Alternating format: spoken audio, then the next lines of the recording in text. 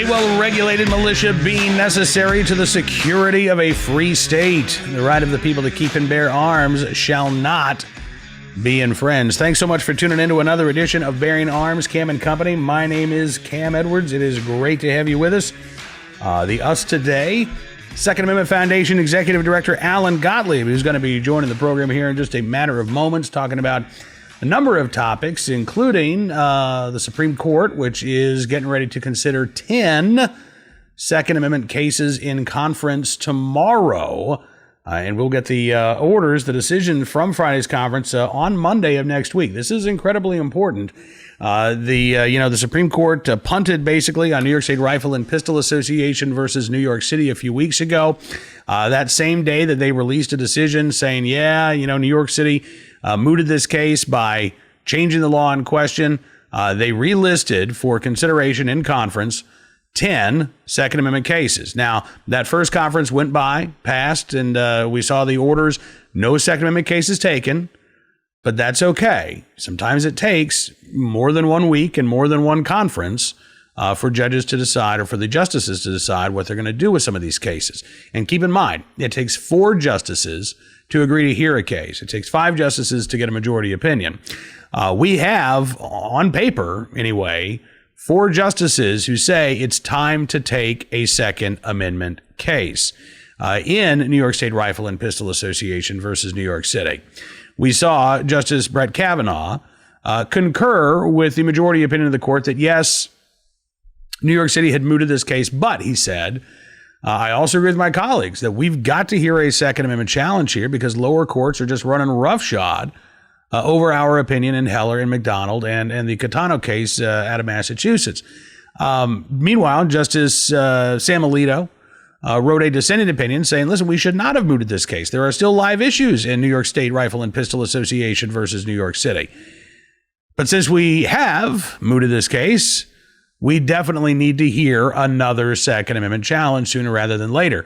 And Justice Alito was joined by Justice Neil Gorsuch and Justice Clarence Thomas in that dissenting opinion.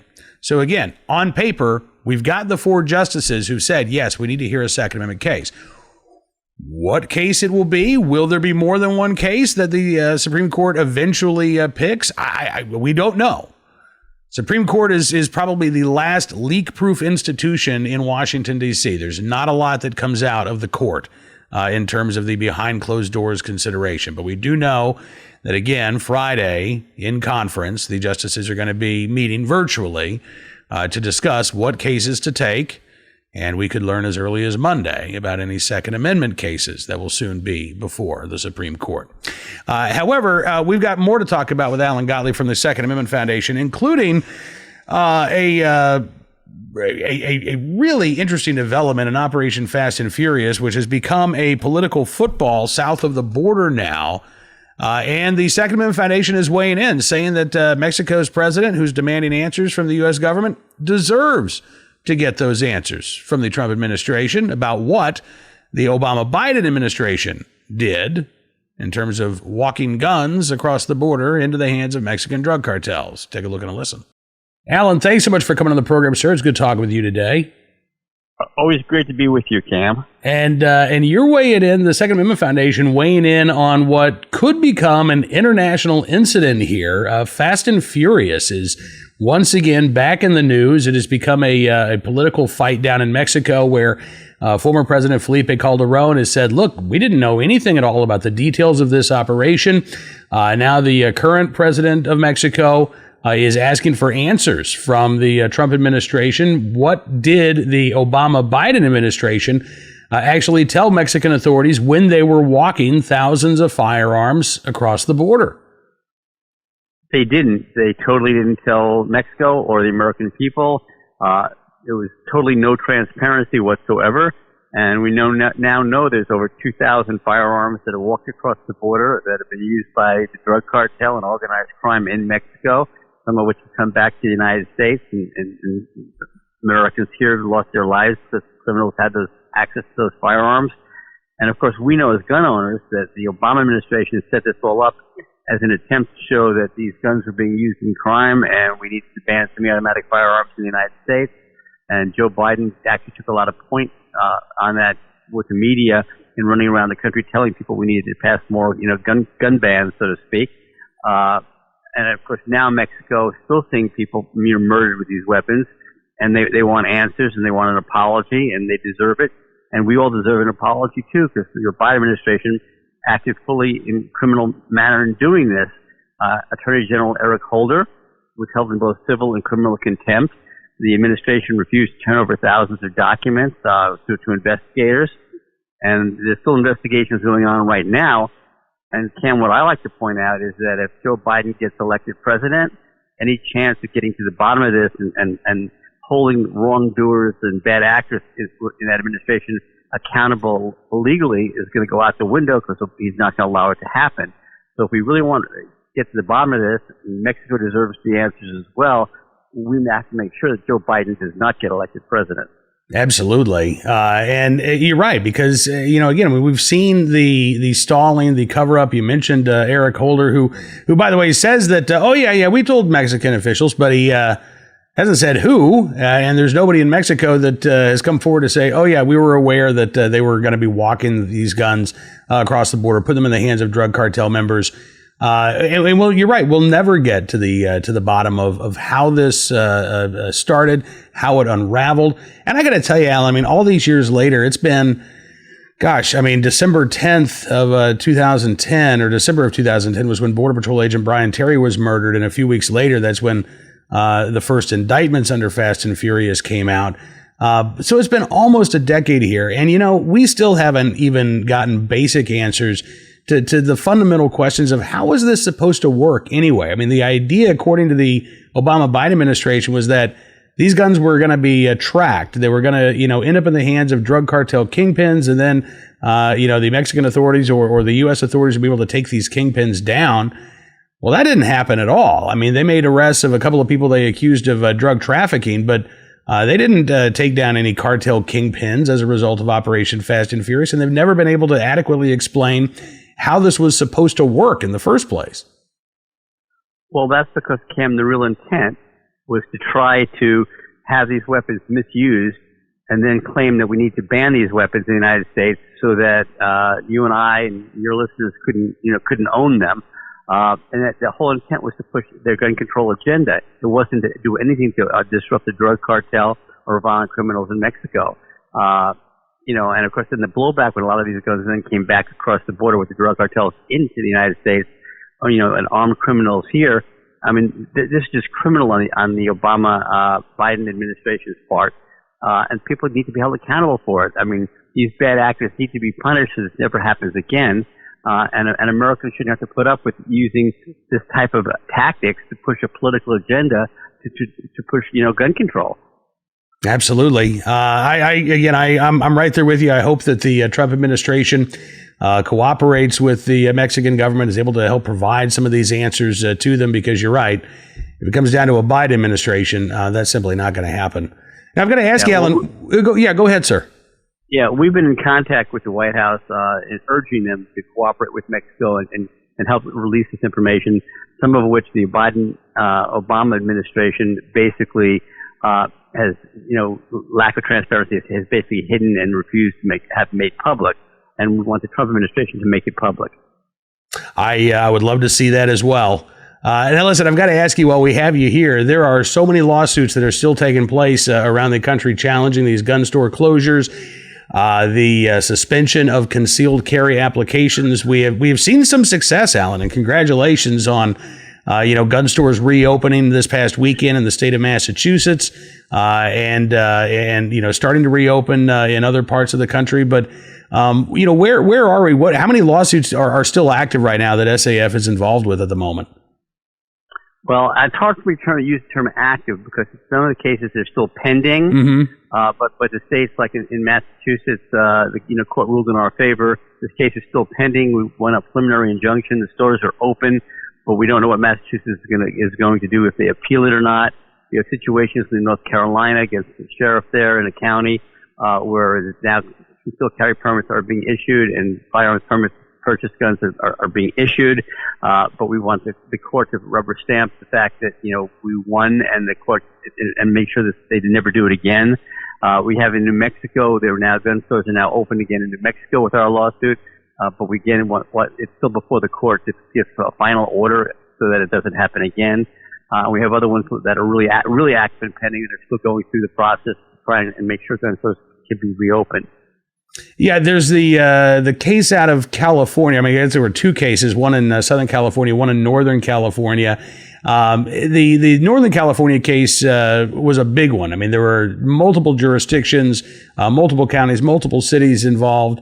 Has there been a hearing on an injunction in that particular case, Alan? We're waiting for it to come up any time now. That one has so many jurisdictions, I lose track, Cam. I don't know if it's 13 or 19. But that's who really has a lot of defendants. Absolutely. And so, again, the wheels of justice might be grinding kind of slowly in some of these cases. But, the good news is, I mean, Judge Woodlock's decision in Massachusetts, I thought was an excellent one. And it's interesting to me that we have not seen the state of Massachusetts try to appeal Judge Woodlock's decision up to the First Circuit Court of Appeals.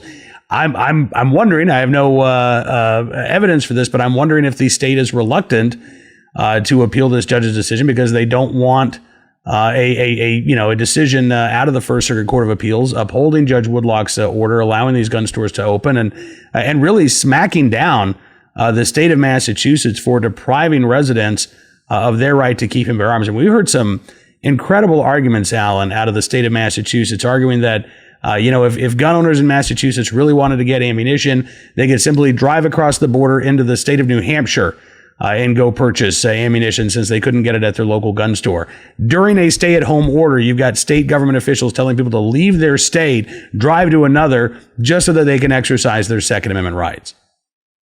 Yeah, that's why Judge Woodlock knew it made no sense at all. They couldn't justify anything whatsoever. Likewise, they couldn't drive to New Hampshire to buy a handgun because it would be illegal to be buying it, in a state where you're not a resident. One of our suits before the U.S. Supreme Court right now deals with that. Our Mance case out of Texas.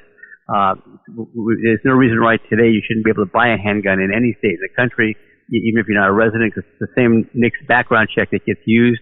And when the law was first passed many, many moons ago, we didn't have a computerized instant check system. Now that we do, the law has no merit to it at all. Yeah, and Mance is one of those cases that the court is going to be considering in conference tomorrow on Friday. We will get new orders from the court on any cases that they accept coming out Monday. 10 Second Amendment cases relisted. I know that Second Amendment Foundation involved with about half of those cases almost, right? Well, 5 of the cases are cases that we have brought, and then we have amicus briefs filed in a couple of the others. So we're involved in over the majority of them, but half of them are our cases, correct? And, the odds of the court taking all 5 of those cases are probably slim, but I still believe that the odds of the court taking one or more of these cases are pretty good. Do you agree? I totally agree with you. I'm convinced they were going to take at least one of these cases. And, in our case, there's 2 things we're trying to accomplish from these cases before the court. One, we want a higher standard of review, like strict scrutiny that judges have to follow on Second Amendment rights in the courts. And the second thing is we want to make sure that the court actually says that your Second Amendment rights don't stop at your front door. And if we get a ruling like that in any one of these cases, it would basically impact all of them.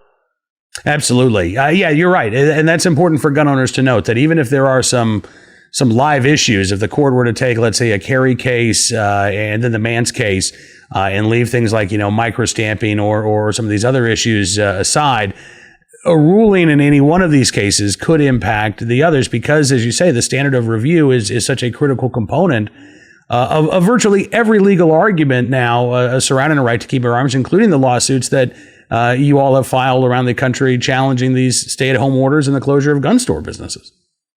Exactly. So we're kind of excited. We think we're going to make some ground up and get more legal protections for Second Amendment rights. And again, the Second Amendment Foundation's motto is winning firearms freedom one lawsuit at a time. Well, listen, I appreciate you coming on the program. It is always good talking with you, Alan. Thank you so much for spending some time with me today, and look forward to doing this again very soon, sir. We'll be talking with Alan Gottlieb here before long, and of course, we're going to have much more to talk about in terms of the Supreme Court decision, hopefully early next week here on Bearing Arms Cam and Company. Right now, though, let's get to today's armed citizen story. Our good deed of the day, our recidivist report, we will start there. Story out of Nashville, Tennessee area where police arrested an ex-convict who robbed and shot a man in Madison, Tennessee. This from Channel 4, WSMV in Nashville. Police say a 55-year-old man walking down the road there in Madison about 11:30 in the morning on Monday when he was robbed at gunpoint. During the holdup, police say that shots were fired. The victim hit in the side, was then taken to local hospital with non-life-threatening injuries. The robber, identified as 38-year-old Denevi Bell, then fled the scene in a pickup truck driven by a 19-year-old. The following day, officers found Bell hiding in the backseat of a parked car near his home. He was taken into custody after he fled on foot, charged with especially aggravated robbery, resisting arrest, and assaulting a police officer.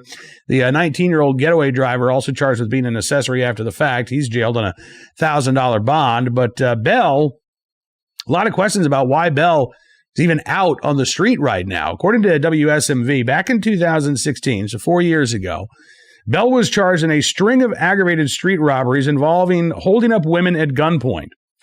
He had been out on bond in the cases, which remain unsolved. By the way, I say 2016. This is actually 2015. He was charged. WSMV says the cases remain unsolved. So what happened here? Has this case not gone to trial in 5 years? Because WSMV says the guy is out on bond. Doesn't say that he was acquitted. Doesn't say the charges were dropped. It says that he has been out on bond for 5 years. You've got to be kidding me. Meanwhile, the station also reports that in April of this year, just last month, Bell was arrested on charges of gun theft as well as unlawful gun possession, felon in possession of a firearm. He was released on a $27,000 bond, now charged with violating bond conditions. He also has prior convictions for aggravated robbery and carjacking. And again, big questions here about why this 38-year-old Denevia Bell out on the streets of Nashville, Tennessee, and now stands accused of yet another violent crime. Our armed citizen story of the day from North Dakota, Castleton, North Dakota, where a prosecutor says a man who shot another won't be charged because he was acting in self-defense. The news coming from KVRR, Cass County Sheriff Jesse Janner, said the suspect in this case, guy William Dittmer Jr., called 911, explained that there had been an argument and a physical altercation between himself and another gentleman identified as Dwayne Turchin. During the disagreement, Dittmer fatally shot Turchin, who was his neighbor. He was subsequently charged with murder, taken into custody by the Cass County Sheriff's Office.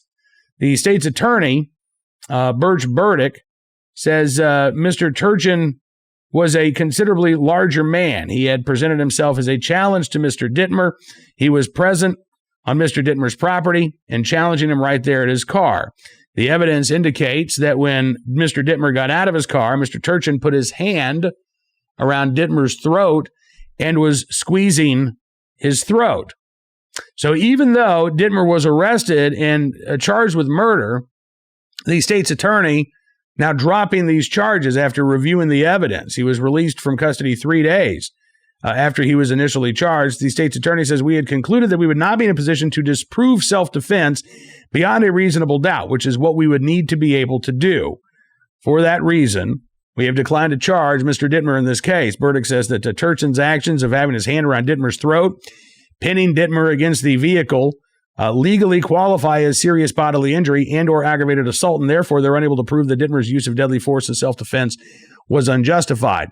That's a legal way of saying this really looked like a case of self-defense. We don't think a jury would convict. Guy got out of his car. His neighbor comes and accosts him, pins him against his car, grabs him by the throat. At that point, you're in fear of your life, and you are allowed to protect yourself. Again, the big question seems to be not why the prosecutor is dropping charges, but why Dittmer was arrested and charged with murder in the first place. And finally today, our good deed of the day from Coney Island, New York, AMNY, on a Good Samaritan who pulled a drowning victim from the waters off of Coney Island. This was early on Wednesday morning, I believe it was. A Thursday afternoon. Young woman pulled from the waters of Coney Island by a Good Samaritan. AMNY says the Good Samaritan, assisted by the NYPD school safety officers who were patrolling their community for the third day, I suppose, looking for social distancing violations. Gosh, I hope the Good Samaritan didn't get in trouble for getting within 6 feet of this drowning woman without a mask on. The woman rushed to Coney Island Hospital. She is, at last report, in critical condition.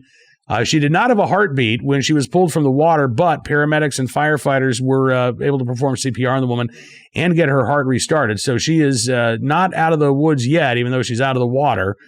But again, that Good Samaritan is being praised here. Mike Perez is that Good Samaritan. He actually had his wetsuit on. He said he's usually out there to go kite surfing or swimming. He said he saw what was happening, and he said at first she took off her pants and she was walking on the beach without pants and just wearing a jacket. But then she went into the water. And he said she was splashing around and playing and people were watching. He said, and then I wasn't paying attention to her for a moment and she was gone. He said, I called 911. I told them where I was, but then I said to myself, I'm wasting time here. I should go in there. And so I told the operator I have to go, and I hung up and I went in. Perez says he made his way along a jetty. When he spotted her foot in the surf, he grabbed her, started dragging her to shore. School safety officer Anthony Baisden was on his third day of patrolling the beach. He helped drag the woman to shore, where they were met by officers from the 60th Precinct. EMS quickly showed up. Perez said, there really wasn't heroics. He said, I was just doing my part. Perez right now out of work. He is normally a bartender in Brooklyn, but thanks to the shutdown orders of the city, Lord knows when Perez is going to be back on the job. So he was in the right place at the right time, willing and able to do the right thing. And Mr. Perez, we thank you, sir, for your very, very good deed. That is all the time we've got for you on this edition of Bearing Arms Cam & Company. Want to thank you for being a part of the program. By the way, I know you're probably looking, it's a pig. That's what it is.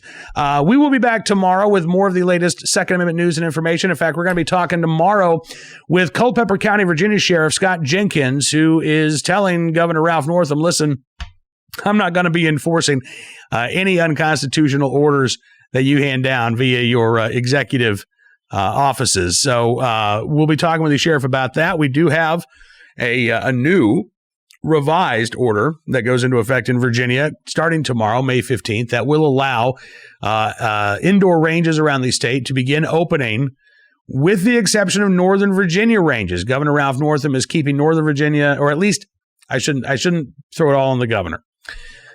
Governor Northam is allowing localities in Northern Virginia to decide for themselves if they want to stay locked down or begin to reopen. Most of the state is going to be moving into phase 1, and that means that indoor ranges can begin servicing customers again, 50% capacity. They've got some cleaning that they've got to do in between customers and some other social distancing measures.